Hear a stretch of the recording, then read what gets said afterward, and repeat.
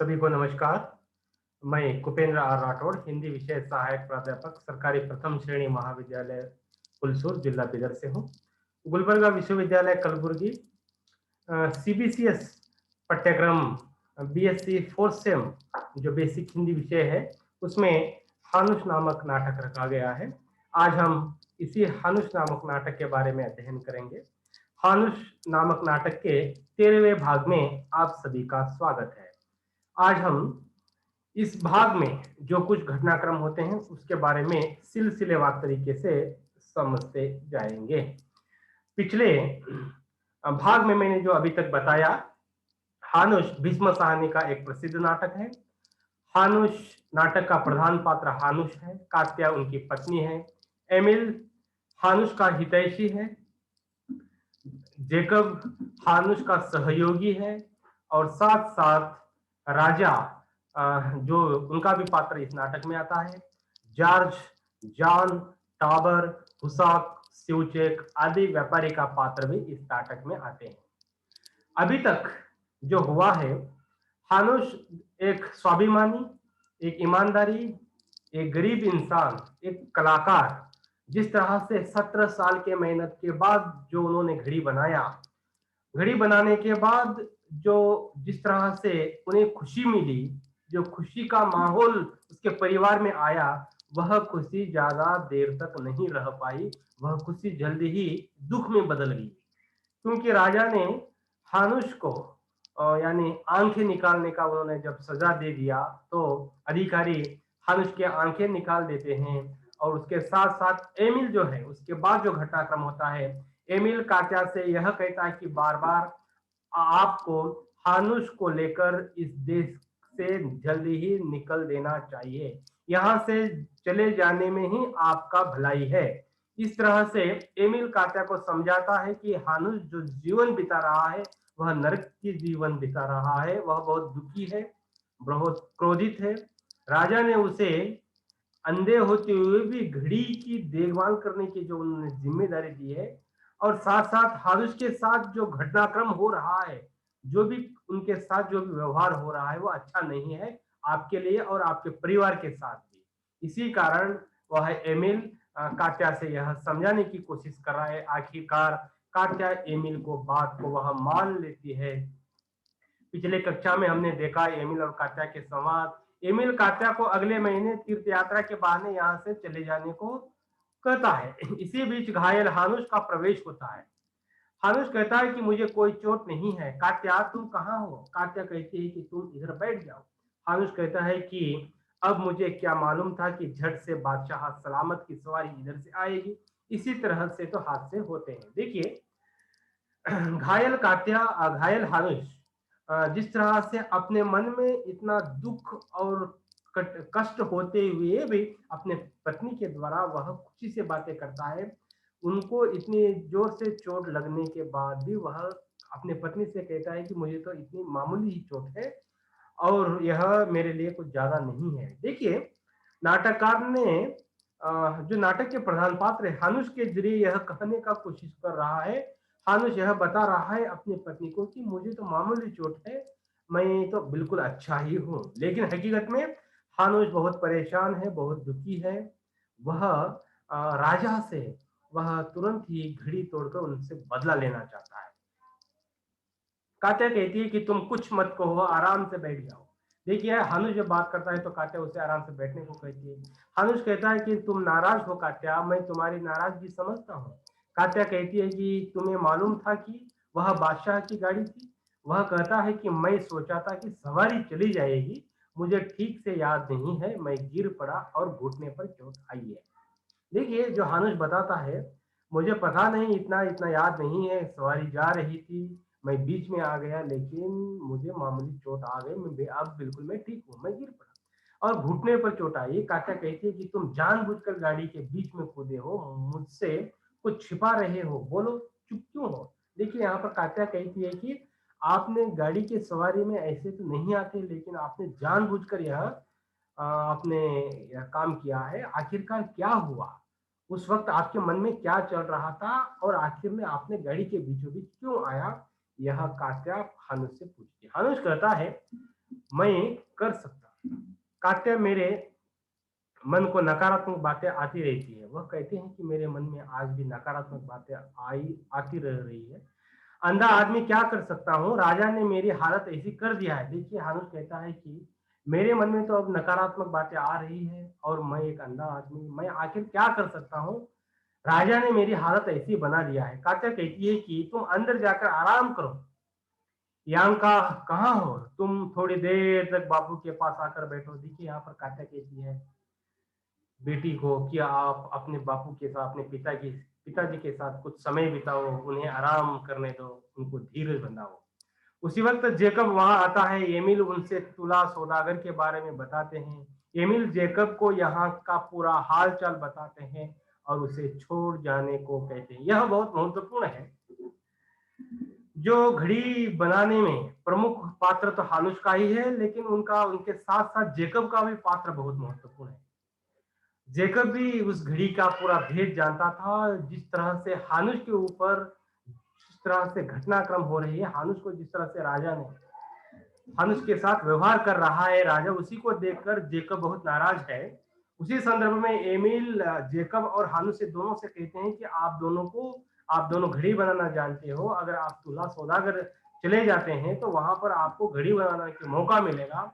वहां पर रहने के लिए आपको इंतजाम किया जाएगा, आपको वजीफा मिल जाएगा, अनुदान मिलेगा। आप दोनों को यहाँ से चले जाना चाहिए।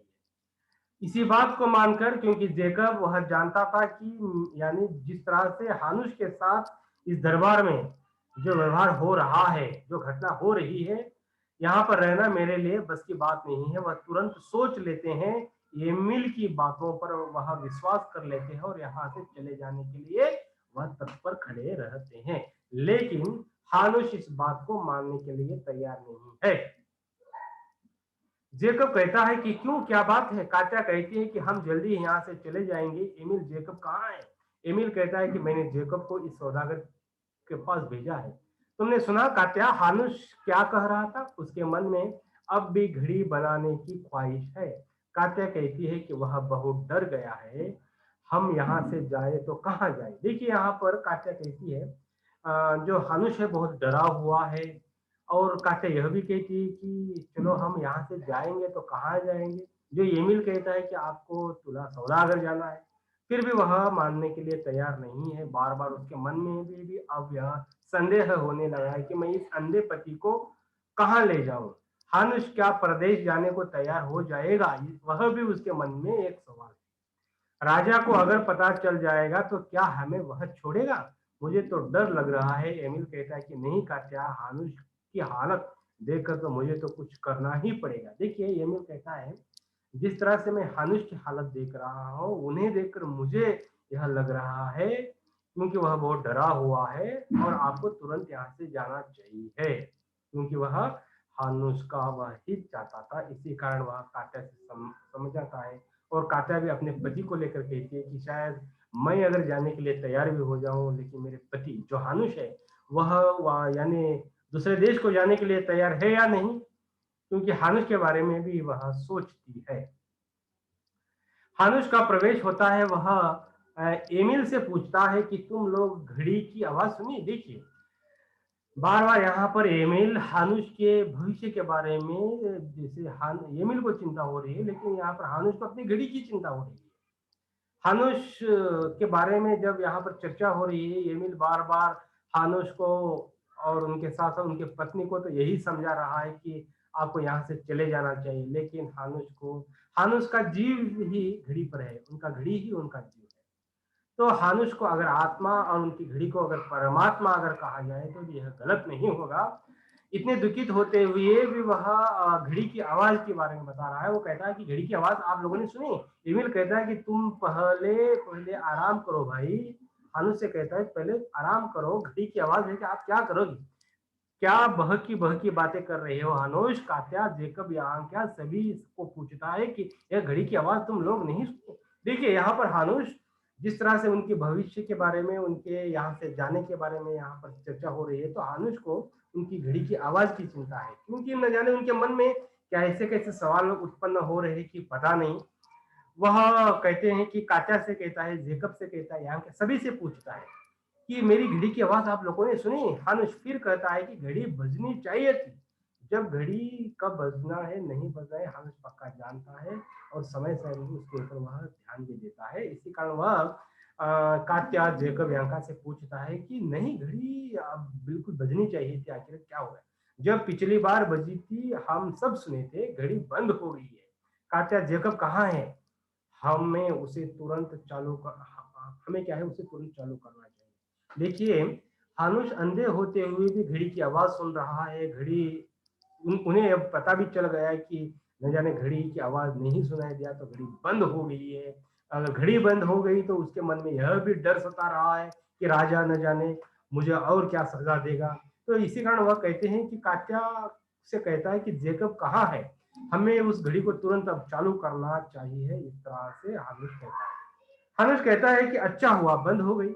देखिए, ऊपर के मन से हम कहते हैं ना, अंदर एक बाहर एक। बाहर की तरफ से हानुस तो कहता है कि चलो अच्छा हो गया कि घड़ी बंद हो गई, लेकिन अपने मन से नहीं चाहता कि घड़ी बंद होना चाहिए। बंद हो गई मेरी शाप से 2 साल भी नहीं चली, कोई पुर्जा टूट गया होगा, नीचे धूरे में भी जंग लग गया होगा। चलो अच्छा हुआ। देखिए, यहाँ पर हानुश कहते हैं कि ऊपरी मन से कि अच्छा हो गया, मेरी ही श्राप है, श्राप के कारण वह बंद हो गई। उनका न जाने पुर्जा टूट गया होगा या उसकी धुरा टूट गया होगा, जो हुआ अच्छा हो गया। वह ऊपरी मन से उस घड़ी के बारे में कहते हैं। कात्या कहती है कि बैठो हानुश, मैं तुमसे एक जरूरी मसले पर बात करना चाहती हूँ। देखिए, जिस तरह से एमिल ने कात्या को समझाया कि हानुश को यह से चले जाना चाहिए, उसी मसले पर वह कात्या हानुश से बात करना चाहते हैं। हम लोग सब यहाँ से जा रहे हैं, वह कात्या कहती है हानुश से कि हम लोग देखिए यहाँ से अब जा रहे हैं, अब घड़ी की चिंता वगैरह आप ना करो, तो हम जा रहे हैं। हानुश कहता है कि क्यों, क्या हुआ? बादशाह ने जाने मंजूरी दिया है। देखिए, अब भी हानुश के मन में राजा के बारे में बहुत डर पैदा हुआ है। वह जब कात्या से जाने की बात करती है तो वह हानुश कहता है कि क्या हमें जाने के लिए राजा ने मंजूरी दिया है? देखिए, जिस तरह से राजा के फैसले यहाँ पर होते हैं, वह कहते हैं कि क्या राजा ने हमें मंजूरी दिया है, क्या भाईजान ने कुछ कहा है? देखिए छात्रों, मैं यहाँ पर एक उदाहरण देना चाहता हूँ आपको, किस तरह से राजा के एक फैसले के कारण हानुश की जिंदगी जीवन बर्बाद हुआ। और यहाँ तक हानुश के मन में अब यह भी डर है कि हमें जाने के लिए अब राजा की भी परमिशन चाहिए। पहले जमाने में सदियों साल पहले, ईसा पूर्व में, यानी मेसोपोटामिया के बेबीलोनिया उस प्रदेश में एक राजा हुआ करता था। उस राजा का नाम हम्मुरबी था। वह हम्मुरबी जो राजा था उस जमाने का, ईसा पूर्व की बात मैं कर रहा हूँ, वह राजा का कानून था कि अपने प्रजा के ऊपर वह ऐसे कानून लागू किया था कि उनके राज्य में कोई अगर एक इंसान अगर दूसरे इंसान की अगर आंख निकालता है, तो उनके राज्य में अगर यह घटना होती है तो वह राजा जो आंख निकाला है उनकी आंख भी उसी तरह से निकालने का आदेश दिया देता था। कोई अगर इंसान किसी के आदमी को उन्होंने जान ले लिया है या हत्या कर दिया है, तो उस राजा का यह आदेश था कि जिस तरह से उन्होंने उसे तड़पा कर मारा है तो उनको भी उसी तरह से तड़पा कर मार देना चाहिए। ये तो हम्मुरबी राजा की बात है, जो ईसा पूर्व में अपने कानून के लिए बहुत प्रसिद्ध था, जिसे हम हम्मुराबी के कोड ऑफ लॉ कहते हैं। देखिए, यहाँ पर भी यह ऐसा ही हो रहा है। जो हानुश को जो राजा ने उसे सजा दिया है, वह कात्या समझाने के बाद भी यह हानुश यह कहते हैं कि हमें तो राजा ने जाने के लिए मंजूरी नहीं दिया है। तो इसका अर्थ यह होता है कि हानुश बहुत डरा हुआ है। कात्या कहती है कि नहीं हानुश, मैंने फैसला ले लिया है, हम लोग यहाँ पर नहीं रहेंगे, तुला में जाकर रहेंगे। उसी वक्त एमिल कहता है, हाँ हानुश, तुम तुला में जाओगे, वहां पर ही घड़ी बनाओगे। देखिए, जिस तरह से कात्या कहती है, एमिल भी कहता है कि आप यहाँ पर तो नरक की जिंदगी भोग रहे हो, बहुत दुखी हो, वहां पर जाओगे तो आपको सब कुछ मौका या सब कुछ आपको यानी फैसिलिटीज जो भी आपको मिल जाएगा। और वहां पर आप वहां पर घड़ी बनाओगे, आपको पैसा मिलेगा, काम मिलेगा, सब कुछ आप आराम से रहेंगे। आनुष कहता है कि तुम लोग मेरे साथ मजाक बना रहे हो, मैं अंधा आदमी क्या कर सकता हूँ और तुम्हें जाने कौन देगा? देखिए, वो कहते हैं अब आप इस हालत में मुझे वहां पर जाने के लिए जब कह रहे हो तो क्या मेरी मजाक है? मैं अंधा आदमी क्या कर सकता हूँ? साथ साथ यह भी कहता है हानुष की वहां पर हमें जाने के लिए किसने मंजूरी दिया है? हमें कौन जाने देगा? कात्या कहती है कि हानुश, मैं सच्चे दिल से चाहती हूँ कि हम लोग यहाँ से चले, तुम भी वहां पर कुछ काम करोगे। देखिए, कात्या बहुत यानी हानुश से कहती है कि मैं सच्चे दिल से बता रही हूँ कि हम लोग वहां जाएंगे। कहाँ जाएंगे? तुला में जाएंगे हम लोग, और तुम वहां पर काम करते रहोगे, सब कुछ हमारी जीवन आराम से चलते रहेगा। इस तरह से कात्या हानुश से कहती है। हानुश कहता है कि यह सब फिजूल बात है, यह सब क्या है? फालतू बातें हैं। लेकिन हमें वहां पर यहाँ से जाने के लिए कौन मंजूरी देगा? हमें राजा या छोड़ेगा या नहीं?